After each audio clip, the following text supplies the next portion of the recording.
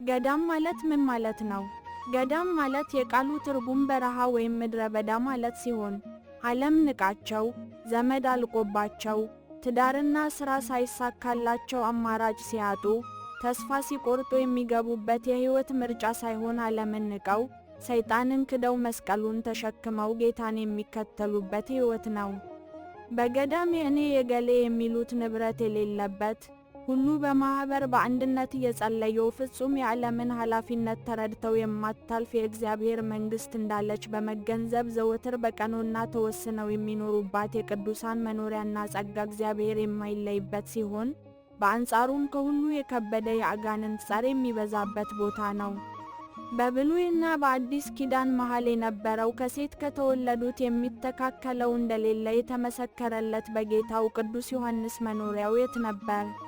ልብሱስ ምን ነበር? የሚመገበውስ ብለን ስንጠይቅ አኗኗሩ በረሃ ወይም ገዳም፣ ልብሱ የግመል ጸጉር፣ ምግቡ የበረሃ አንበጣ ነው ይለናል።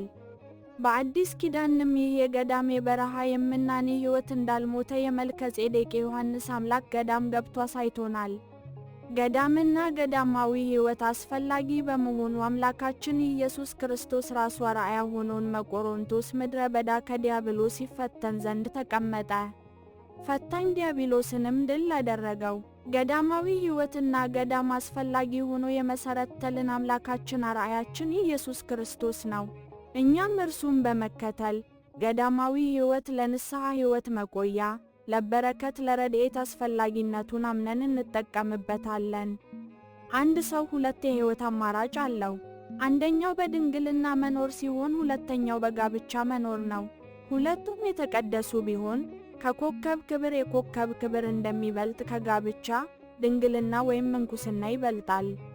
እንደ ቤተ ክርስቲያን ሥርዓት ቤተ ክርስቲያናት ገዳም፣ ደብር፣ ካቴድራል ተብለው ተሰይመው ይጠራሉ። ይህ ስያሜ ለአብያተ ክርስቲያናት የሚሰጠው ካላቸው ይዘት አኳያ ተጠንቶና ነው። በመሆኑም ገዳም የሚባለው ስያሜ የሚሰጠው ቤተ ክርስቲያኑ መነኮሳት ብቻ የሚኖሩበት፣ ሁሉም በጸሎት በመንፈሳዊ አገልግሎት በህብረት የማይነጣጠሉ መነኮሳት የሚተዳደር ቦታ ነው። በገዳም ወንድና ሴት በአንድነት የማህበራዊ አገልግሎት አይገናኙም። የሴት ገዳምና የወንድ ገዳም ተለይቶ የተከፈለ ነው። በወንዶች ገዳም የወንዱ ገዳም አስተዳዳሪ አበምኔት ወይም የገዳም አባት ተብሎ ሲጠራ፣ የሴቶች ገዳም ደግሞ መምኔት ወይም የገዳም እናት ተብለው ይጠራሉ። ወስብሐት ለእግዚአብሔር።